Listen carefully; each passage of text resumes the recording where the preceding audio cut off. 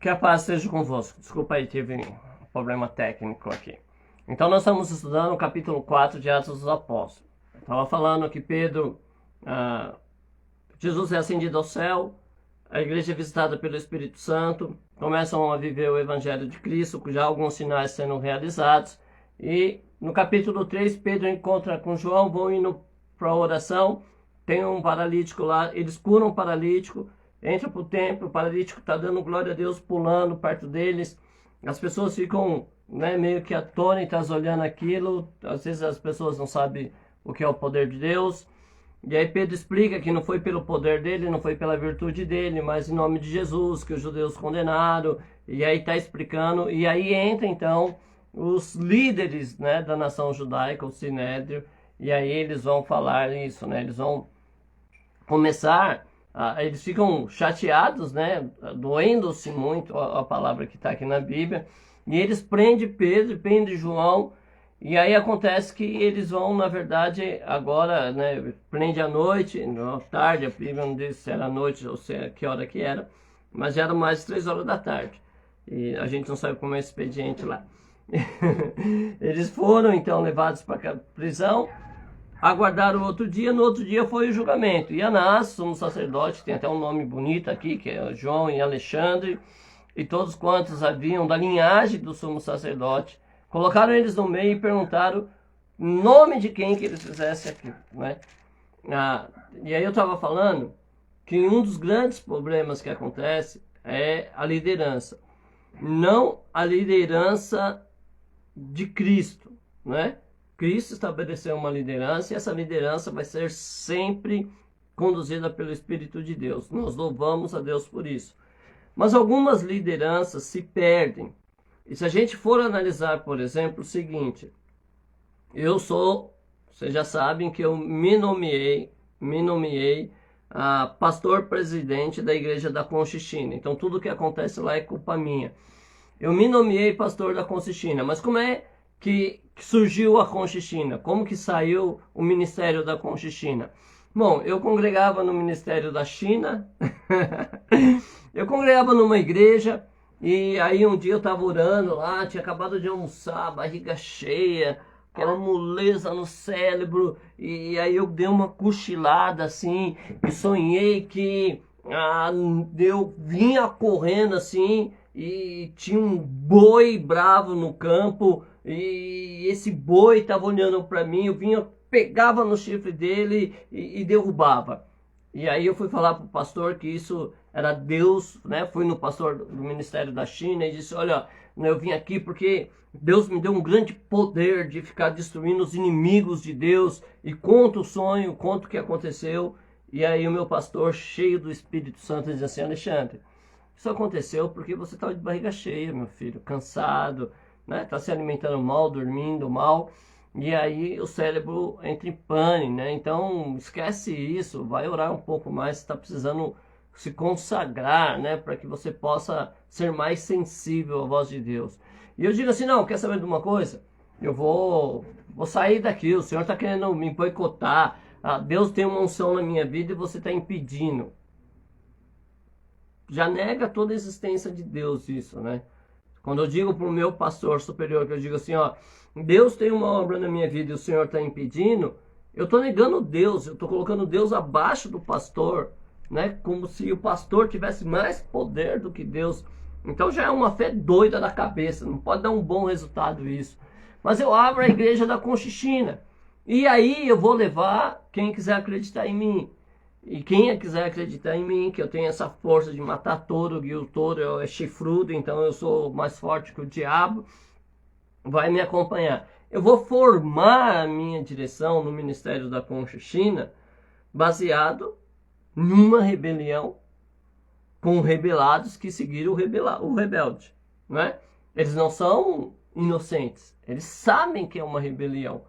Eles sabem que o nascimento dessa igreja, o fruto dessa igreja é uma rebelião. Mas eles me seguem mesmo assim. Por que isso acontece? Não sei, mas acontece. Em muitos lugares aí você vai ver que tem igrejas que a história delas são assim. E aí o que acontece? Essa direção não é de Cristo. Cristo não quer que um rebelde abra uma igreja, irmão. Ah, mas Deus permitiu. Deus permitir é uma coisa, Deus querer é outra. Não tem nada a ver, né? Eu tenho 9 filhos. Meus filhos, eles fazem coisas que eu permito, mas eu não quero que eles façam. Eu só permito porque eu não tenho como impedir eles. São uma vida autônoma, não é? E aí não tem como eu impedir isso. Então eu permito, mas não é o que eu quero. E essas lideranças muitas vezes são quem mais dão problema. Porque a gente tem que entender que sacerdotes, escribas, eles foram deixados por Deus para administrar o povo de Deus. Mas quando Jesus veio na terra, eles já estavam se perdendo, não é? Hoje, né, os pastores, toda a ordem eclesiástica, ela foi deixada para o governo da igreja. Tudo que a gente tem hoje, né, presbítero, os diáconos, os pastores, os evangelistas. Evangelista é um ministério que tem acabado um pouco na igreja. Não sei se você percebeu isso, né? Muitas igrejas já não tem mais evangelistas, porque agora eles querem ser direto pastor, que é mais famoso, né? Então, os evangelistas têm sumido. Houve uma época de polêmica que a maioria das igrejas pentecostais, né, se você for estudar, você vai ver que elas tinham uma graduação, né? De diácono você virava presbítero, de presbítero você virava evangelista, de evangelista você ia para pastor. E aí aniquilaram tudo isso, porque o cristão acho que não gosta muito de regra, né? Tanto é que eles vivem sem lei, mas tudo bem. A gente está aqui para ver o que a Bíblia diz sobre isso. E aí então, esses homens que se afastam de Deus, eles não querem que você seja cheio de Deus na igreja deles, não é? Você vai encontrar problema. Por isso que a gente fala, se você está num lugar que não tem Deus, se você se encher de Deus, ou eles vão matar você, esvaziar você, ou você vai sair, é automático. Não dá para caminhar junto, não é? Não tem como fazer isso. E aí essa liderança que se perde, né? Que aceita propina, que faz, né, faz do ministério uma negociata. Eu já disse aqui, eu já vi pastores, presidentes dizendo assim, eu não abro mão da pessoa porque a pessoa tem dízimo. Eu já vi isso acontecer, não é? Em reuniões que a gente participou. Eu não abro mão porque eu sei que está errado. Deus avisou que está errado, mas eu não posso abrir mão porque tem dízimo e influência, né? A influência também pesa. Às vezes o cidadão não vale nada, mas é influente e a igreja segura. É carismático, a igreja segura. Então, quando você negocia isso, é sinal de que você já está se perdendo, né? Você que é líder, você que é dirigente de igreja, presidente ministerial, se você já está negociando algo, se você está fazendo campanha, porque tem um membro da sua igreja que é cheio de virtudes, que revela essas coisas, e você está explorando esse membro, colocando jugos de campanha nas costas dele, você já precisa abrir seu olho, você já está se desviando do querer de Deus ali, não é? Até porque Deus não quer explorar ninguém. Então a gente precisa tomar muito cuidado com isso. E essa liderança leva Pedro preso, conta lá, né? Pergunta por que, o nome de quem Pedro está fazendo isso, quem deu autoridade para você, né? As pessoas sempre questionam isso. Você fala, mas quem deu autoridade para você falar isso? Alexandre, você está falando da administração da igreja, mas quem deu autoridade para você falar? Primeiro, eu não estou falando da administração da igreja, certo? A administração da igreja é um outro nível. Eu estou falando de pessoas que, sem ter o chamado, sem ter preparo, né? E não é preparo de conhecer texto bíblico, não. É preparo de conhecer a essência da palavra bíblica, não é? A vivência da Bíblia. Conhecer texto a gente pode ensinar muito fácil. Alguém com uma boa memória pode decorar muito texto. Agora, aplicar esse texto na vida particular, aí já é uma outra situação. E aí é que está o problema, não é? Por quê? Porque se você está seguindo isso, então você também não está seguindo a liderança da igreja. Os líderes da igreja, eles continuam sendo os servos de Deus. E a gente acredita nisso, certo? E aí Pedro vai fazer o quê? Pedro vai lançar em face deles a culpa deles, não é? Que veja que ele vai dizer, ó, visto que hoje, como somos interrogados pelo benefício feito a um homem enfermo, do modo como ele foi curado, seja conhecido de vós todos e de todo o povo de Israel, que em nome de Jesus Cristo Nazareno, aquele que vós crucificaste e a quem Deus ressuscitou dos mortos, e em nome desse é que estes são diante de vós. Ele é a pedra que foi rejeitada por vós e os edificadores, a qual foi posta por cabeça de esquina. Não é que é uma lembrança já de um outro texto lá atrás. Eu gosto muito do que acontece em Atos dos Apóstolos, porque eles estão vivendo uma novidade de vida, eles estão vivendo milagres, eles estão vivendo prodígios, Deus está cooperando com eles, mas toda oportunidade que Pedro tem, depois nós vamos ver que o apóstolo Paulo vai fazer isso também muito bem, eles lembram as Escrituras. Quer dizer, nós estamos indo para um futuro, mas nós temos um alicerce do passado. A gente não está inventando nada, a gente não está criando moda, não é? Não tem essa unção de caminhar no teto, de voar do altar, essas coisas fantásticas demais. Então, eles caminham para o futuro, eles estão no presente, fazendo os sinais que Deus quer, cumprindo a ordem de Deus, visando o futuro, mas alicerçados no passado. Eles não esquecem as tradições, o governo. É por isso que as pessoas às vezes falam de algumas coisas que seriam totalmente desnecessárias estar na Bíblia Sagrada no Novo Testamento. Por exemplo, não precisa ter na Bíblia, no Novo Testamento, um ensinamento sobre oração, sobre o hábito de orar. Por quê? Os judeus faziam isso constantemente. Era a prática diária deles, não é? Jesus ele veio corrigir algumas coisas, mas você percebe que ele corrigiu a forma de orar, mas ele não falou sobre um trabalho de oração. Ele valorizou a oração contínua, né? Claro, mas ele não mexe nisso porque era uma coisa natural. O jejum era uma coisa natural para os judeus, né? Até hoje é. Eles têm o dia certo de jejuar, eles têm o período certo. Talvez o erro da igreja tenha sido no combate aos erros judaicos, esquecer as virtudes judaicas que a gente tinha que observar, que Jesus observou também e não fez com que ele fosse menor no seu cristianismo. Afinal de contas, ele foi o grande exemplo, não é? Então, a gente precisava um pouco de ter zelado um pouco disso. Então, às vezes as pessoas questionam sobre, não está falando do dízimo, o dízimo é Velho Testamento. Não havia necessidade de falar de dízimo, porque para os judeus era a coisa mais natural dizimar. Tanto é que Jesus, quando ele vai lá fazer uma comparação de um homem, né, supostamente santo e um publicano, ele diz que o publicano bate no peito, dizendo, Senhor, tem misericórdia de mim. Mas o judeu, ele diz assim, Senhor, eu dizimo até a mostarda, até o menor grão do dízimo. Porque era uma coisa de tradição cultural deles, não é? E eles faziam isso normalmente. E não há necessidade de ficar ensinando uma coisa que você já sabe fazer, não é? Por exemplo, vamos pegar aí,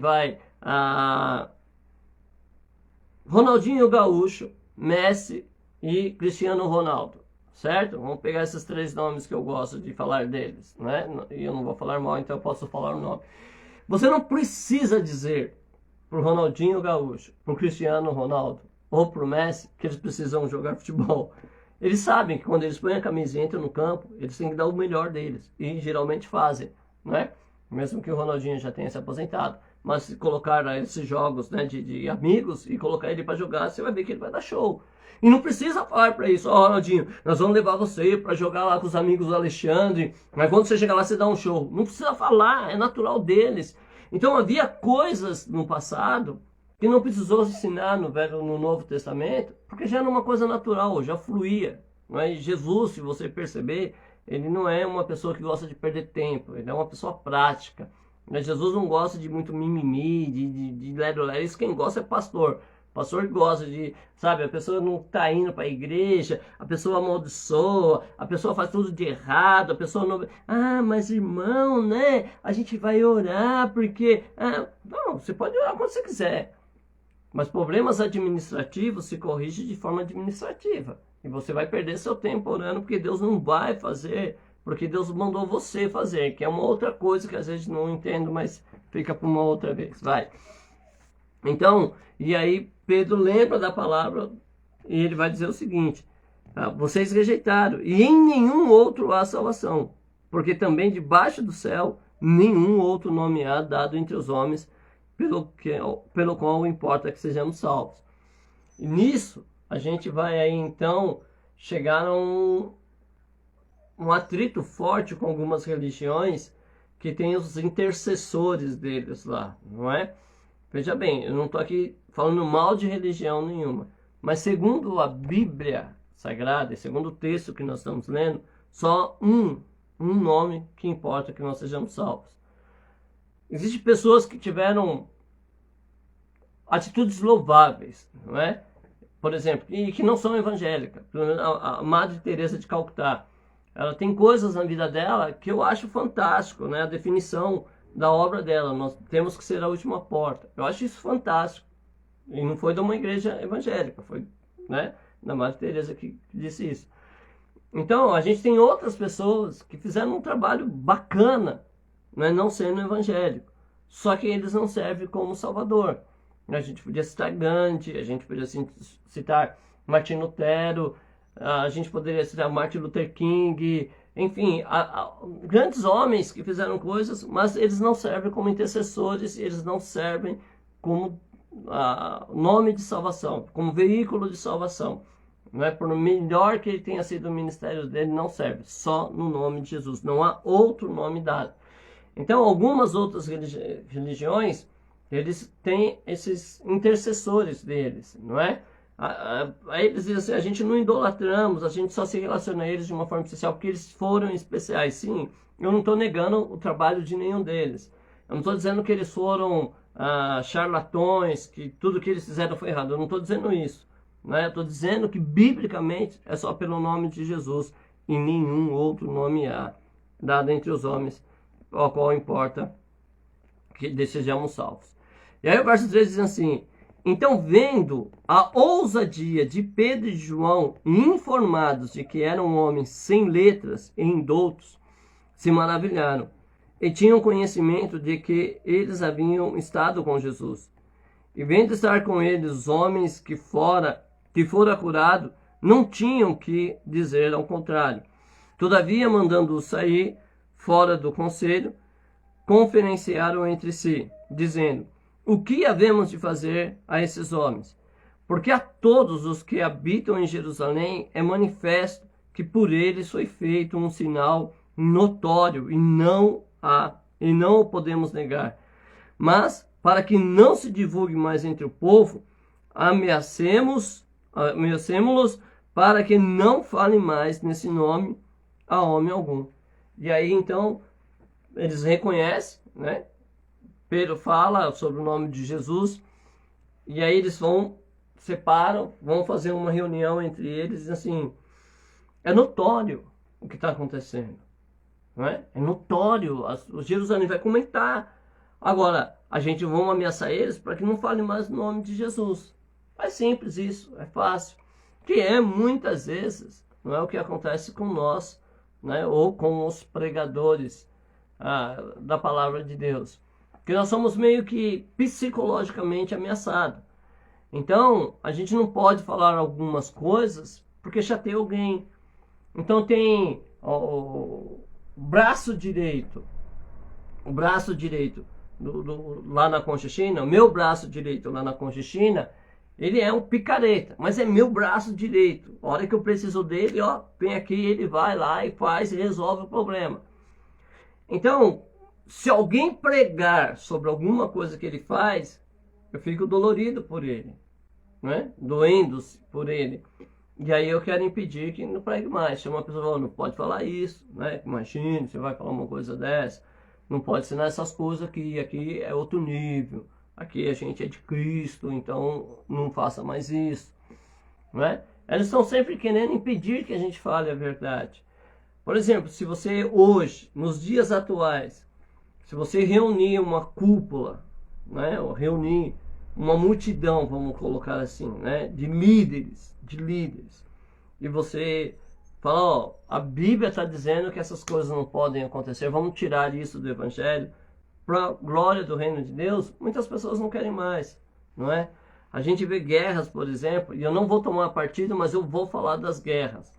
Por exemplo, a guerra do ministério feminino, né? Pastora, pode ser ou não ter pastora. É fácil eu vir aqui e dizer para você assim, ó, não pode ter pastora. E aí uma pastora amiga minha me chama para pregar, eu vou lá pregar. Mas se eu digo para você que não pode ter pastora e vou pregar na igreja da pastora, eu é que sou um picareta. Porque eu venho aqui, falo uma coisa para vocês, pratico outra. Mas quem tem coragem, quem realmente tem coragem de dizer que essas ministras não são de Deus? Por exemplo, vamos citar alguns nomes. Joyce Meyer, né? Vocês devem conhecer a Joyce Meyer, com um ministério amplo da palavra de Deus. Valnice Milhomes. Quem mais que tem que é pastora e tem um ministério grande? Bom, é que eu não conheço muito, mas eu conheço bastante pastoras do meio pentecostal. E para que eu possa dizer que não existe pastorado feminino, eu tenho que negar a obra que essas mulheres estão fazendo. Eu não sei se eu teria coragem disso hoje, até porque eu confesso a vocês, eu não estudei tudo o que eu precisava para dar a minha palavra aqui, pelo seguinte, irmãos. Eu tenho uma posição pessoal, e eu zelo disso, só que eu não faço disso doutrina, ok? Uma coisa é eu crer, e a Bíblia me diz, tem tu fé, tenha em ti mesmo, eu tenho a fé em mim, mas eu não faço disso doutrina. E por não ter esgotado o assunto em mim, por eu não ter conhecimento suficiente para dizer sim ou não, então eu tenho a minha fé e guardo ela em mim. Não vou discutir isso com ninguém enquanto eu não tiver uma posição bíblica sobre isso, tá? Eu acho que algumas teorias apresentadas para quem combate o ministério feminino, elas são muito rasas, né? Eu acho. Alguns têm conhecimentos mais profundos. E aí também, quem defende o pastorado feminino, eu acho que tem que ter argumentos para sentar numa mesa e sinceramente debater carinhosamente para saber quem é que está certo ou não à luz da palavra de Deus. Mas a gente precisa encarar isso, que a gente tem esse problema, não é? Que aqui, o que acontece muito é isso. As pessoas, elas não querem que a gente fale algumas coisas, não querem que fale de dízimo. Né? Qual é o conceito de dízimo? Qual é o conceito da Santa Ceia, por exemplo? Né? Como é que a ceia era servida? Quem que está certo? Eu tenho certeza que existem muitos pastores que, ao me ver falar da unidade do corpo de Cristo, não fica confortável com isso. Porque são pessoas que são presidentes de ministérios, são pessoas que às vezes não se submetem a ordenança nenhuma. E como é que a gente vai abrir mão disso? Né? De eu ser o presidente para entregar o rebanho que eu estou trazendo para o rebanho de Cristo, se eu não sou o pastor que está na direção disso, não é? Mas a gente precisa entender que talvez a gente esteja semeando essa separação, porque a gente vai abrindo um monte de igreja, um monte de igreja, um monte de igreja, e de repente o rebanho fica aí perdido. E o pior, né, que a gente poderia até dizer, não, o nome denominacional é só para ter uma identidade, mas a gente é o mesmo povo, não é. Nós não temos uma só fé, nós não temos uma só palavra. Paulo falou que a gente fala todos uma mesma coisa, a gente não tem isso. Então tá errado. Você pode gostar, você pode não gostar, está errado. E para mim, ganha o que a Bíblia diz, não é? Não sou juiz de ninguém, mas a Bíblia diz, eu acredito nisso. E aí, temos que tomar esse cuidado, porque algumas pessoas não querem que a gente fale sobre isso. Algumas pessoas não querem que a gente fale, por exemplo, que a forma administrativa que elas têm, carinhosa, não é carinhosa, é errada.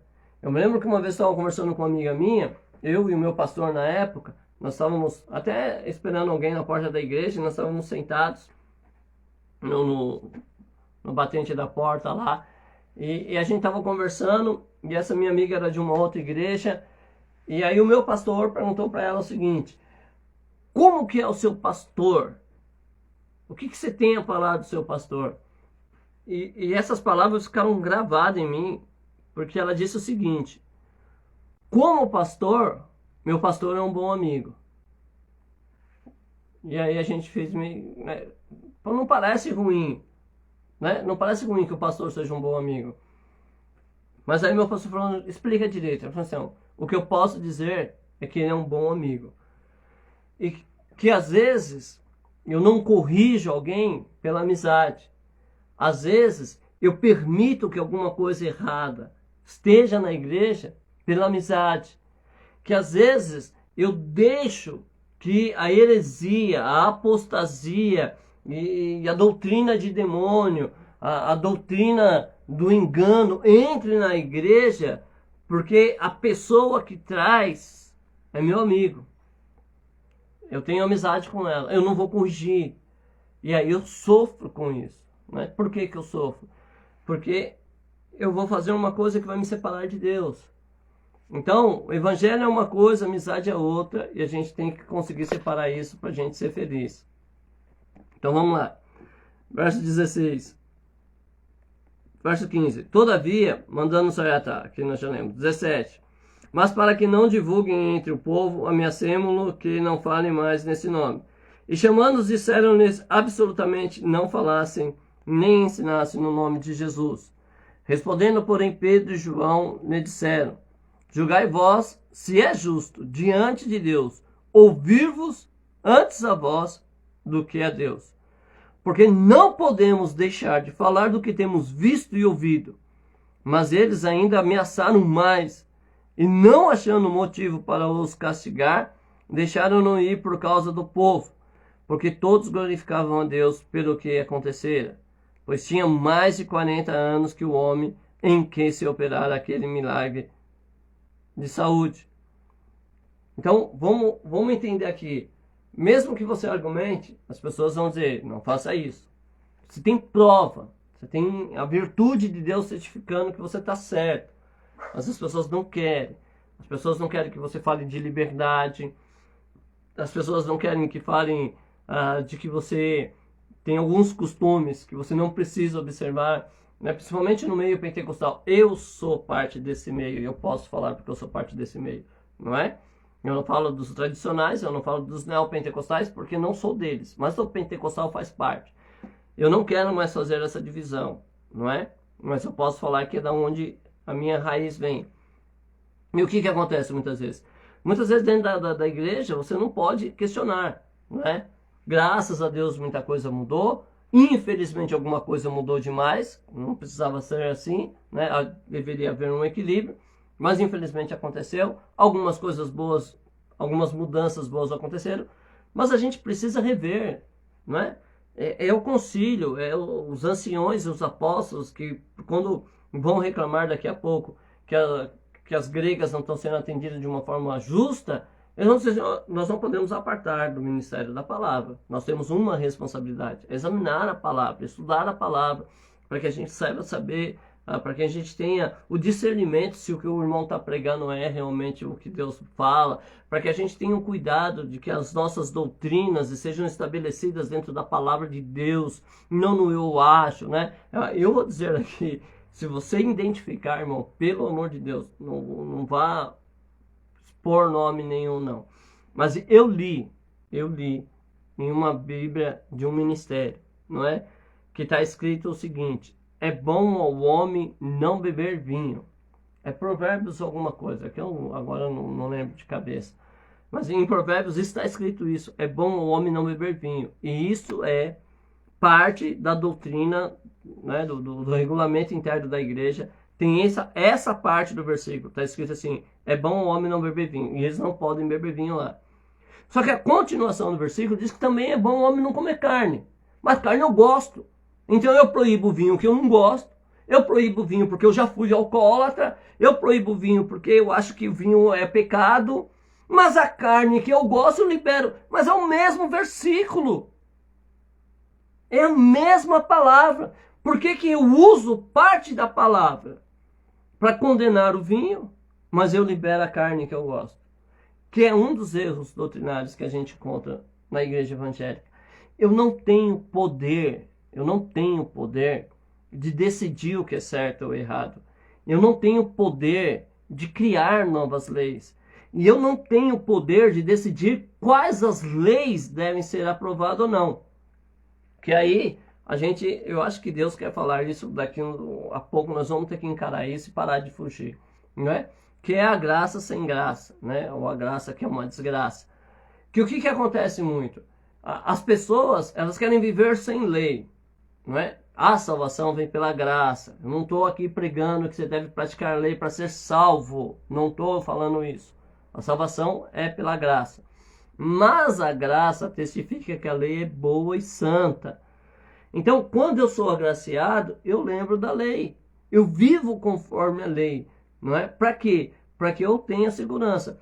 É o rapaz que comprou a moto com 15 anos e faz peripécias com a moto, anda de uma roda só, dá pulos com a moto, enfim, é perito. E ele faz isso livremente enquanto não tem a carteira de habilitação.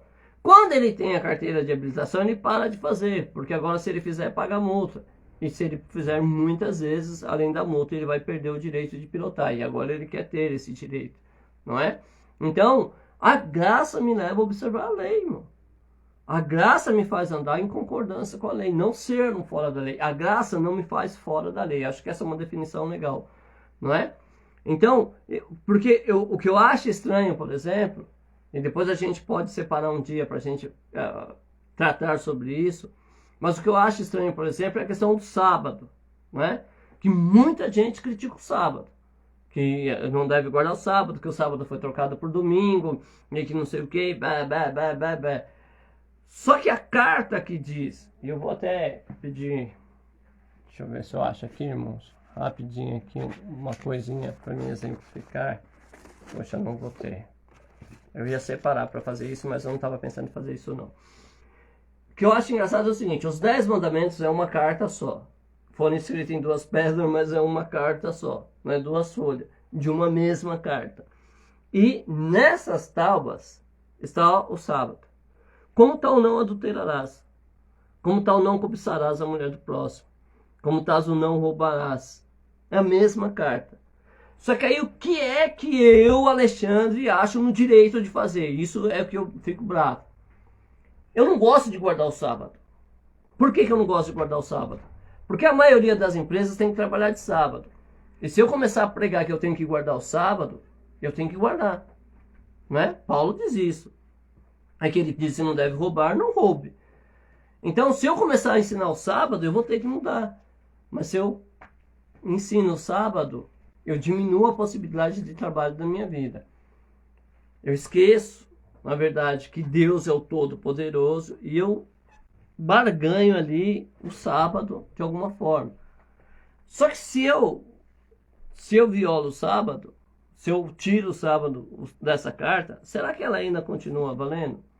E quem determina que a gente pode tirar o sábado dos 10 mandamentos, mas os outros 9 têm que ficar? Quem determina isso? Não tem que ser um juiz?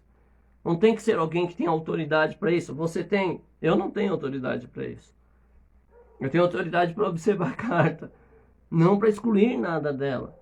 E aí, eu fiz uma vez uma pergunta num grupo de estudos. E a gente vai encerrar e eu vou fazer essa pergunta para você e você vai pensar exatamente o que você acha dessa questão. Por exemplo, nós somos pentecostais. Então tudo bem, eu vou lá, vai ter uma festividade lá na igreja da Conchichina, a qual eu sou presidente, certo? Tranquilo? Vamos fazer uma festa 250 anos do templo, certo? Eu fundei, não, eu já cheguei lá e já estava fundado, eu só me assumi como presidente. 250 anos do templo. E aí eu tenho lá, vou fazer sexta, sábado e domingo a festividade. Tranquilo? Tranquilo. Então eu reúno com os meus conselheiros, né, com o diaconato ou com o presbitério, não sei o nome que é na sua igreja. Eu me reúno com os meus conselheiros e a gente diz assim, vamos fazer os 3 dias de festa? Vamos. Então tá bom. Quem que nós vamos convidar? Ah, nós vamos convidar as pessoas que se enquadram na palavra de Deus. Tá bom. Então essa pessoa ela tem que observar os mandamentos? Não, não precisa observar os mandamentos. Isso não é qualificação para o pregador. O pregador pode não observar os mandamentos e pode ser pregador. Ah, então tá bom. Aí o Joaquim, eu gosto muito de ver o Joaquim falando que ele tem uma sabedoria muito grande, não é? E aí o Joaquim, ele vai ser o que vai pregar na sexta-feira. Na sexta-feira, então, o Joaquim vem. Ele, na verdade, não guarda o sábado, né? Ele não guarda o sábado, por isso que ele vai vir na sexta. Então, tudo bem ele vir, ele só não guarda o sábado. Ele é um ótimo irmão, mas ele não guarda o sábado, tá bom? A gente não precisa ser não vai ser critério para o pregador os 10 mandamentos. Ele pode não observar os 10 mandamentos e ele pode vir pregar. Então o sábado faz parte dos 10 mandamentos? Faz. Mas como a gente não vai observar isso, quem não guarda o sábado pode vir pregar, não pode? Pode. Vamos chamar o irmão Joaquim. E aí, para o sábado, quem que a gente vai chamar para o sábado? Vamos chamar o Nabucodonosor. Nabucodonosor vai pregar no sábado. Vamos chamar ele? Vamos. Vamos ao mesmo critério que nós usamos para o Joaquim. Esquece os 10 mandamentos e vamos chamar ele. Vamos, vamos. Porque Joaquim não guarda o sábado. Ele tem uma excelência, só um pecado que é violar o sábado e ele não observa. Então vamos chamar ele. Só que Nabucodonosor também viola um pecado. Ele observa o sábado. Ele guarda o sábado. Esse é adventista e guarda o sábado. O único pecado que ele viola é o não adulterarás. Ele é um adúltero. Mas a gente não vai usar os 10 mandamentos. Os 10 mandamentos não servem. Foi abolido. Não existe mais. Então vamos chamar o adúltero para pegar. Tranquilo? Tranquilo, vamos chamar o adúltero. Beleza. E aí vamos... Falta o domingo. Qual vai ser o pregador do domingo? O Judas. O Judas é o pregador de domingo. Porque, na verdade, Judas tem uma sabedoria incrível. Ele tem um negócio que ele faz assim, olha para o céu assim, pá, pá, que quando ele... Pá, pá, a igreja... Né? É uma coisa doida assim. Parece que é um sinal. E aí a igreja se alvoroça toda. Então nós vamos trazer o Judas para pregar no domingo. Tá tudo bem? Tá. A Judas, ele... Tem alguma coisa que a gente pode falar contra Judas? Não. A gente só poderia falar de Judas se a gente fosse usar os 10 mandamentos. Por quê? Porque ele é ladrão. Ele tem muita sabedoria, efeito especial, mas é ladrão. Mas se não existe lei, se a lei já era, os mandamentos foram rasgados, traz Judas para pregar. É ladrão. Um único tropeço. E aí prega o adúltero, pega o ladrão, prega o cobiçoso, e pega o blasfemo, e vai pregando todo mundo, porque o 10 mandamentos não existe mais. Seria isso a verdade, irmãos? Faz sentido para você uma coisa dessa? Pare e pense um pouco. Porque se você condena o adultério, se você condena a cobiça, se você condena o roubo baseado nos 10 mandamentos, por que você libera o sábado? Quem deu essa autoridade para você? Você tem aí algo que testifique que você recebeu uma autoridade divina para anular a própria lei de Deus, quando nem Jesus recebeu isso? Pare e pense. É muito sério. Existem várias questões sobre o sábado. Eu usei esse só para provocar mesmo você. Mas a gente tem autoridade de mudar a lei de Deus, de definir o que é certo e o que é errado? Ou apenas nós olhamos para a Bíblia, se ela diz que é certo, é certo, se ela diz que é errado, é errado. Eu prefiro continuar assim. Foi assim que eu aprendi e é assim que eu vejo que a Bíblia me conduz, né? Quando ela diz não roubarás, ela está dizendo não roubarás. E aí, se eu roubar, eu estou violando. Se ela diz não adulterarás, é não adulterarás. E se eu adulterar, eu estou errando. Se ela diz não trabalhe no sábado, né? Na verdade, não é não trabalhe no sábado. Na verdade, é guarda o sábado. Não é não trabalharás. As palavras podem dar sentido diferente à frase. É guarda o sábado. 6 dias o Senhor trabalhou, no 7º descansou. Então, é o que a Bíblia diz, irmãos. Alexandre, você é adventista? Não, não sou. E quem me conhece sabe da luta que eu travo para poder também, assim, lembra que eu falei do pastorado feminino? Não esgoto o assunto, então não posso me posicionar corretamente. O sábado já é decidido em mim. É um mandamento e a gente tem que cumprir. Mas eu não sei tudo que implica no sábado. Talvez eu precise estudar um pouco mais, conhecer um pouco mais do judaísmo, da forma que é feita o sábado. Ainda hoje eles guardam o sábado, né, o Shabbat, como eles chamam, para que eu possa corretamente fazer. Mas uma coisa eu sei, é mandamento. E não mudou. Não é? Então pare e pense um pouco para que a gente possa ver. Bom, a gente vai continuar amanhã, se Deus permitir, nos der graça. Mas é importante que você veja então que pregar a verdade nem sempre é agradável. Pregar a verdade nem sempre vai te levar a receber aplausos. Pregar a verdade nem sempre vai te dar status como algumas pessoas estão recebendo aí. E quando eu penso nisso, eu penso se essas pessoas que estão recebendo estão pregando a verdade verdadeiramente, não é? Mas a gente tem muito ainda para aprender com Atos dos Apóstolos, a igreja que caminhava segundo a vontade de Deus. Então, um beijo no coração de todos, bom descanso, uma boa noite de sono, que seja restauradora, que você acorde amanhã disposto para enfrentar aquilo que Deus preparar e sobretudo, que você possa ser feliz com Deus em seu viver. Deus abençoe e até amanhã às 22h30, se Deus assim permitir.